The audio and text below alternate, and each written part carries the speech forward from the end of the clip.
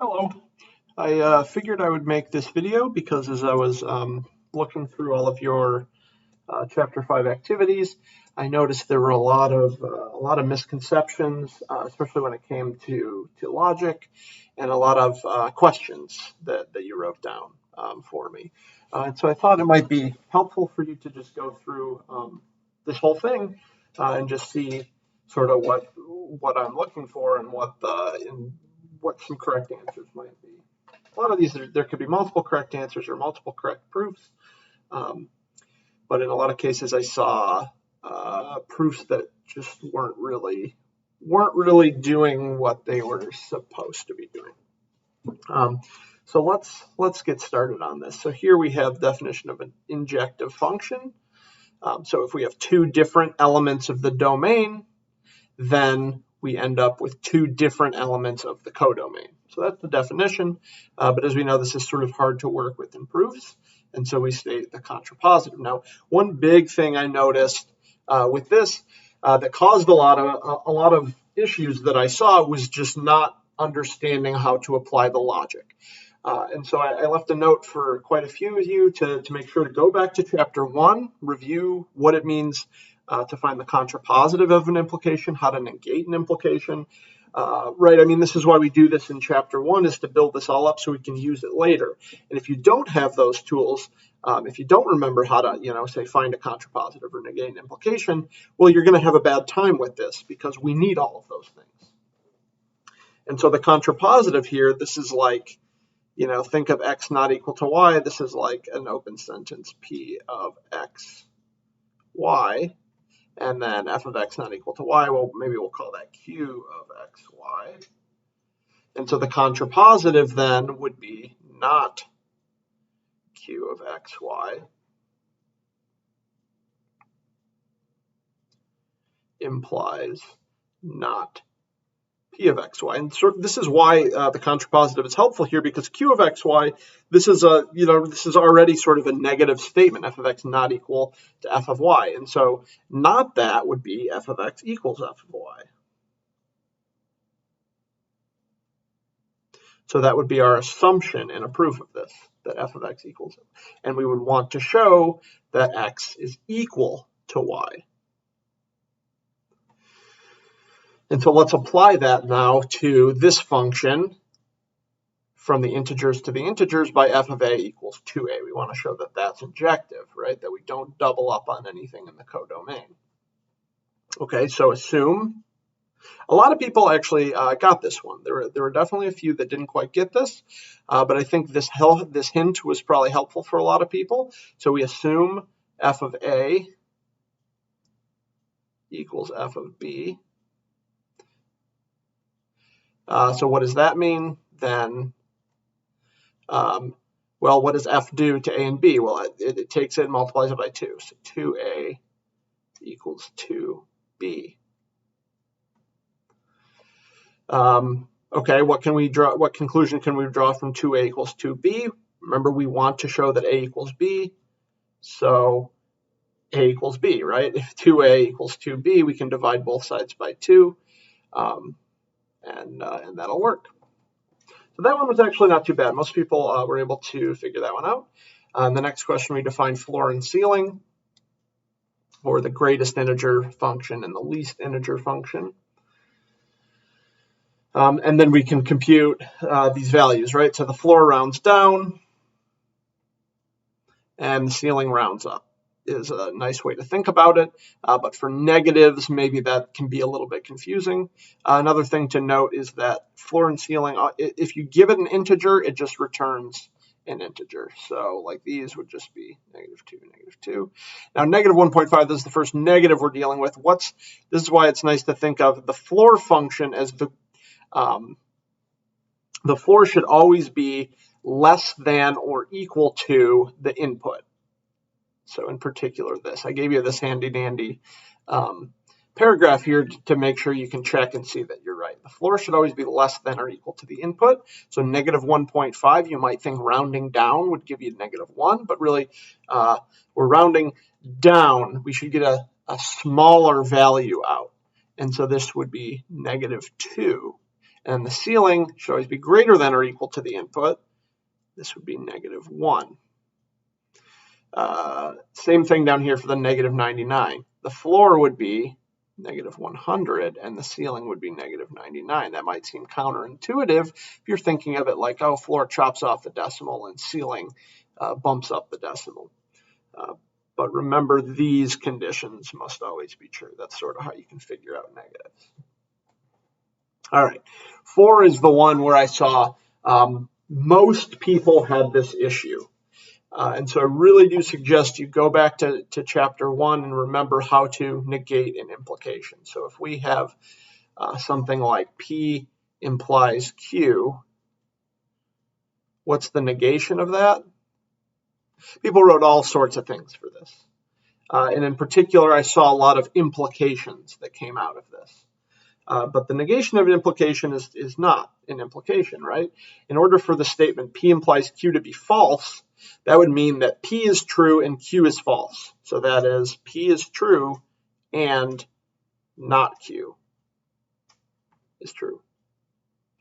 And so think of this as like my P of xy, and this is like my Q of xy. Think of them as open sentences now. Then the negation of that would be, so I guess let's just focus on this open sentence part of the quantified statement. Remember, quantified statements have a quantifier and then an open sentence attached to it. So we'll just think about that first. So the negation of this would be P of xy, so x not equal to y, and f of x. Now the negation of Q of xy, f of x,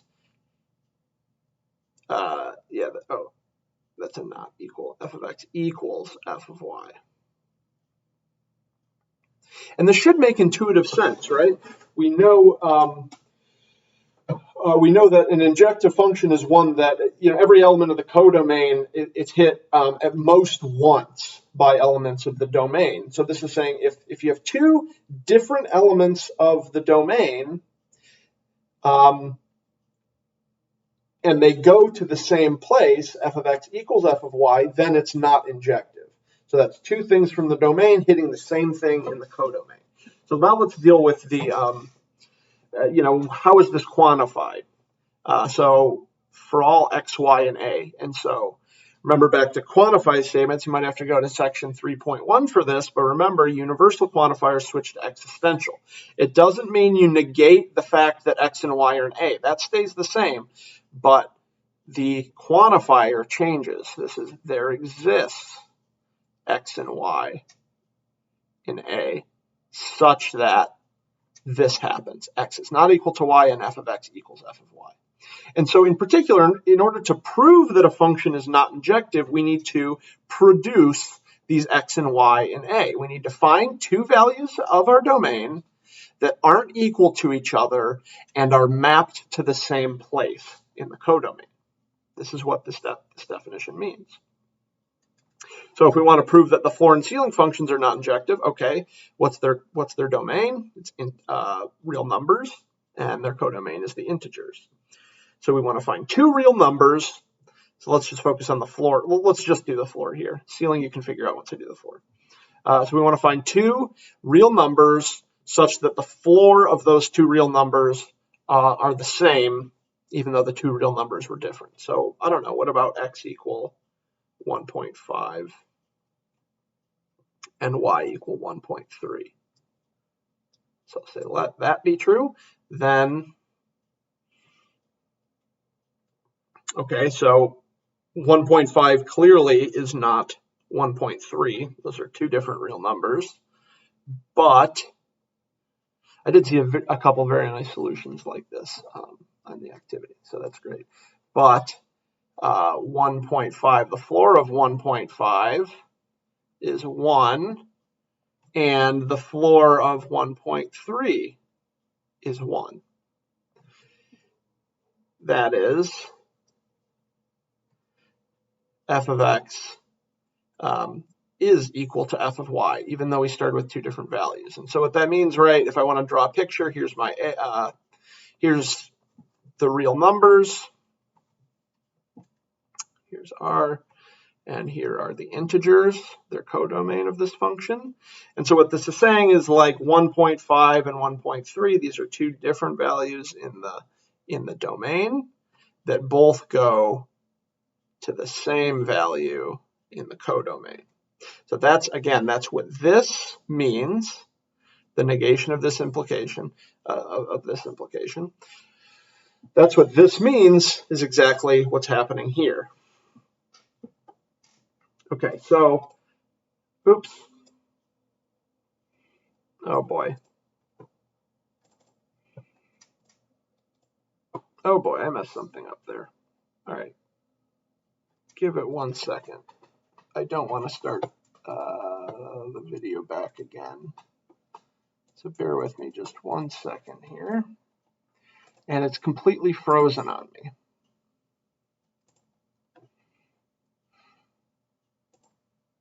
Okay, all right. Back with you now. Minor technical issue there. Okay, so 6 was one.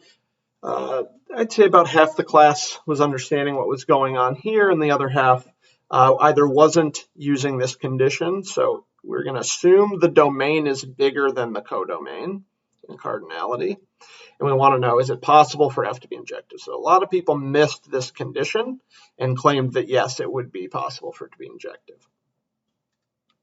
But with this condition, that means we have more elements in A than in B. So I don't know, for example, I'm not asking you to prove this, just to maybe give me an example, explain some way that would show that this is true, not a full-fledged proof. So for example, if I have, this setup, here's my domain and here's my codomain. Well, remember, in order to be injective, I need to make sure that no two elements of A go to the same thing. Okay, so maybe I send this one over here, maybe I send this one over here, and maybe I send this one over here. I couldn't have sent this one to any of the two previous ones because then it wouldn't have been injective. And now I get to this fourth one, and I would have to send it to one of these. I would have to send it to something that's already been hit before, precisely because of this, because the cardinality of A is bigger than the cardinality of B, and hence it's not injective. And so if F is injective, then we have to have that the cardinality of A is less than or equal to the cardinality of B. This will give us a way to detect sizes of cardinality, to be able to detect when we have an inequality between our sets. If we know there's an injective function, then we know the domain can't be bigger than the codomain. All right, let's move on. All right, surjective functions. So similar setup as we did before, only this time we don't have to worry about stating the contrapositive because it's just, it's already kind of positive statements. All right, so we have this function by f of a equals 2a again. Notice that the codomain has changed. Now it's just the even integers, and that's important. If this were just the integers, this would no longer be surjective. It would no longer be onto, that is. And so how can I show that this one is surjective? Well, I go by the definition. A function from A to B is surjective if for every element of the codomain, so given an arbitrary element of the codomain, we need to be able to find an element of the domain that is mapped to it, that is, such that f of x equals y. So that's how our proof setup goes. Let y be in our codomain, the even. Okay, and then I give you this hint. How can we write an arbitrary even integer? Well, I know that if y is even, I know I can write it as y equals 2k for some integer k. And remember, my goal here is to find something in the domain such that f of that something gives me y. Okay, well, my function multiplies things by 2, and y is 2 times k. So let's let x equal k. We don't really have to say that, but the point here is that if I apply f to k, then I'll get 2k, because that's what f does, is multiplies by 2, and 2k is the same thing as y. And so, given this arbitrary element of y, for all y, there exists, we're able to find this value k such that f of k is y. That's what it means to be surjective. What does it mean to be not surjective? Well, the opposite of that. There must be something in the codomain such that nothing is mapped to it. So the negation of the definition above. All right, here's where we had other issues. Again, negating quantified statements. Some of you did not have the hang of this yet. I really suggest, again, going back to 3.1 and reading up on how to negate quantified statements. So remember, for all turns to there exists, so this is there exists, an element of the codomain such that for all x in the domain, f of x is not equal to y. So we negated the open sentence part of this, the equals turned to not equals, and we switched the quantifiers. We flipped them. For all turned to there exists, and there exists turned to for all. So this means in order to prove something is not surjective, we need to find an element of the codomain such that every element of the domain is not mapped to that thing. So produce a y and then show that nothing is mapped to it. So the example here, I have you try and work through this one. I said try rewriting as a square, right? So notice that x squared minus 4x plus 4 is the same thing as x minus 2 squared. You might also be able to graph this and notice that, well, we never get any negative numbers out of this. So what's really important for surjectivity is the codomain. Notice here my codomain is all of the real numbers. So the question I should ask myself is, does there exist a real number y such that there are no elements of the domain that are mapped to it? So this is telling me that the only things in the codomain that have something mapped to them are things that are greater than or equal to 0. So let y equal -1. Then for all x in R, f of x, which is this x minus 2 squared, is greater than or equal to 0, which is strictly greater than y. In particular, that is f of x is not equal to y for all x. So that's what you want to show, that no matter what you put in the domain, you won't get -1 out in this case. Notice we could have also picked any negative number. Would have worked here. That negative number, there's nothing in the domain that's mapped to it. All right, let's keep trucking.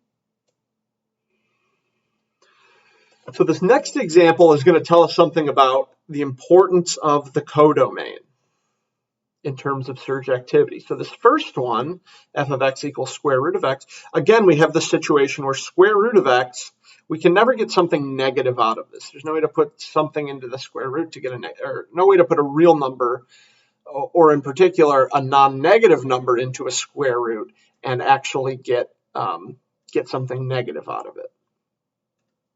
And so that's to show that f of x is not surjective. So f is not surjective. So choosing, y equals -1 would also work here. For instance, has no elements mapped to it. G, however, is.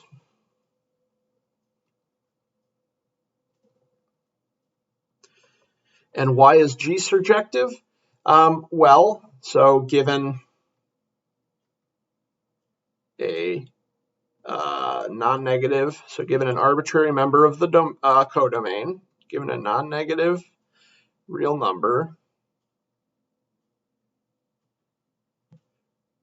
we can compute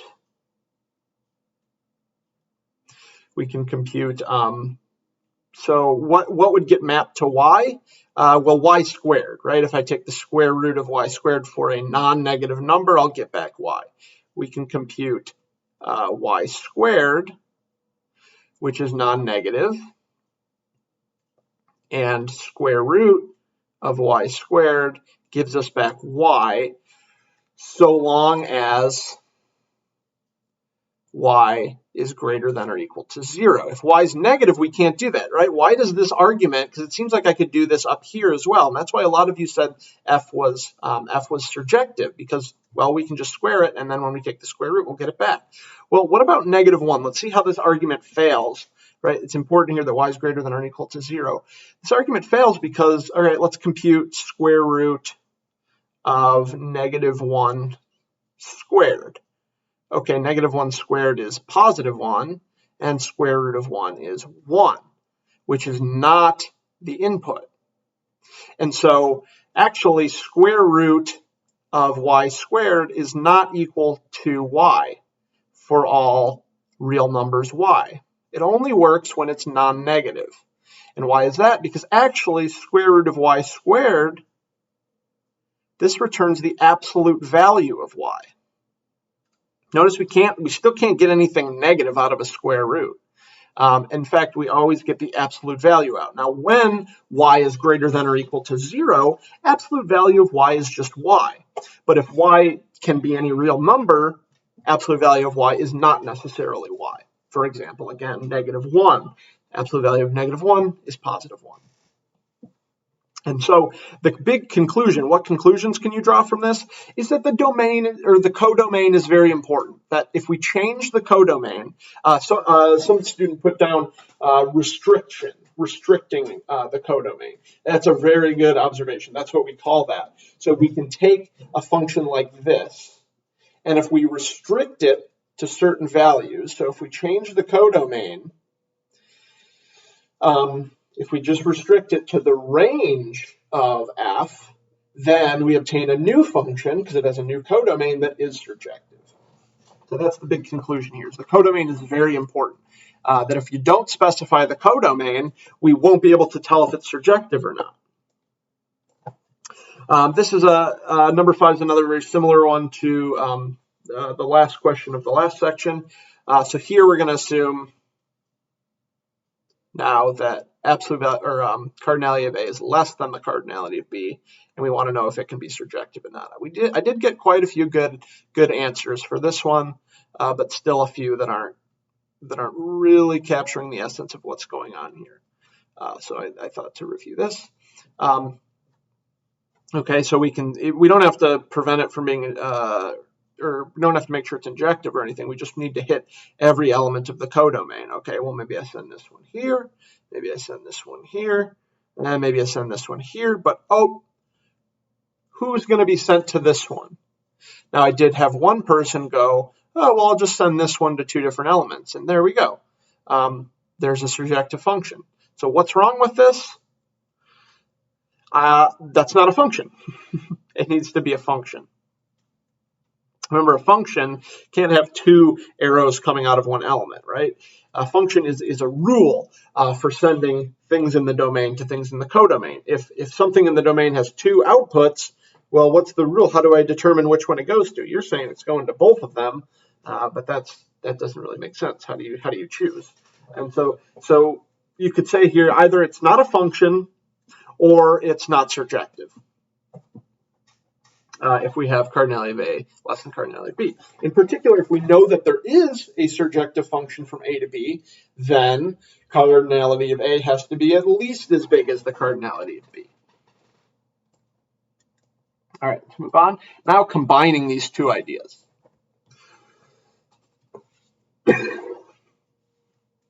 So for this one, all you really had to do is say, we've already proved these 2 things.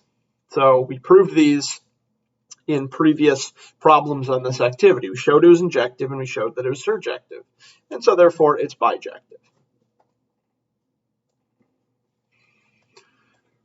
All right, and then I talk here about defining this inverse, and this is the big property of what makes something an inverse, is we need, when you compose the 2 functions, in both directions. Remember, function composition is not commutative. F circle G is not the same thing as G circle F, not necessarily. And so when we realize that the inverse function should return, or that composing the function with its inverse should return the input, should just give us back what we started, well, that needs to be true in both directions. That's why we have identity on A, identity on B. And so, okay, so give an example of a function f that is injective but not surjective. An important thing to remember here in coming up with it is you need to specify the codomain of the function. Really, you need to specify the domain and the codomain of the function. As we just saw, codomain affects whether or not it's surjective. And domain will affect whether or not it's injective. And so a lot of people put down like f of x equals e to the x. Let's talk about that. So f of x equal e to the x as an example of something that's injective but not surjective. But again, this depends on the codomain and the domain. So if I let the domain be, if this was defined to be from real numbers to real numbers, I agree that this would be injective but not surjective. However, if the function was different, if we didn't do that, if we said f from R to open interval 0 to positive infinity, then this would be surjective. And notice here, if it's R, then f inverse, some people tried to say f inverse of x equal natural log of x. And you know from previous classes, all these things cancel out and everything's fine. But again, the codomain is very important here. I can't do f inverse of x on all of the real numbers. The domain of f inverse of x is just 0 to positive infinity. That goes from 0 to positive infinity back to the real numbers. And that would be an inverse so long as the function is defined like this, with this codomain. This inverse works. But like I said, if this is the codomain, then it is surjective, and this is not a counterexample, right? It's not an example. It doesn't satisfy this condition. So e to the x doesn't really, it would work if you define the codomain to be the real numbers, but then you'll see that, we can't get a negative value out for the function. And so this would work and say pick y equal -1. Natural log of -1 is not a real number, and so that would work. F inverse would not be a function there. In particular, because we can't take the natural log of negative numbers. For this one, I'm just gonna come up with a finite function from two sets A to B, and I'll make one that's injective but not surjective. So that means I need to have more elements in B than I have in A. And let's just define it to go, okay, here. So I want it to be injective but not surjective. And then when I flip this around, so this is F. I feel like I'm going to run out of room. I'm going to take it down here. That's my F. And then the problem is if I flip this around and compute F inverse, 1, 2, 3, 4, 1, 2, 3, what happens? Well, this guy that didn't have anything mapped to it here, F inverse doesn't know what to do with that guy. It's not defined there. So these would go back to the place they came from. But this little guy here, he didn't come from any place. And so this would not be a function because it's not defined on the entire domain. And something similar will happen for surjective and not injective. You might try something like this, just a bubble diagram. Give an example of bijective function. A lot of people got this one. Yeah, pick any linear function. So and have it go from the real numbers to the real numbers. So anything that looks like f of x equals, say, mx plus b. So long as m is not equal to 0, this would work. If m is 0, it won't be injective anymore, and we wouldn't be able to compute an inverse. Another nice one I saw was, this was a good one, from real numbers to the real numbers by the cubed root of x. So let f of x be the cubed root of x. Yep, this one is injective and surjective. And f inverse would be x cubed, which is certainly a function. All right, let's keep on going. I've mostly talked about the things that I've wanted to talk about. A lot of people got the bijective thing. I'm suspecting a lot of you have done this process before of producing an inverse. I really didn't run into many issues where people mess this part up. The only thing I'll say is you have to check both directions. You have to check f circle f inverse is x and f inverse circle f gives back x. You got to check both of those things. And then we can do the process in general for any linear function, and that's a pretty cool proof, right? If you're able to do this, you've now proved that any linear function, as long as m isn't 0, is bijective, which is pretty cool. You just proved an infinite number of functions are bijective. And most people got this one, except that I did catch a lot of people were only showing one of these. So you do have to show both. There's just, again, because function composition is not commutative, and there is a notion of left inverse and right inverse, and the two don't imply each other all the time. It's possible for f circle f inverse to be the identity, but f inverse circle f is not the identity. That's in the case like what we looked at with x squared and square root of x. When the codomain was all real numbers, right? Square root of x squared, what didn't just give us x? It gave us the absolute value of x.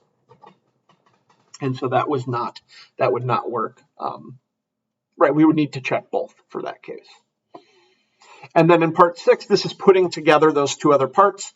Right, if it's injective, then cardinality of A must be less than or equal to the cardinality of B. If there's a surjective function, the cardinality of A must be greater than or equal to cardinality of B. And so the big conclusion here that most people got is that we need cardinality of A to equal cardinality of B. So that is, if there exists a bijective function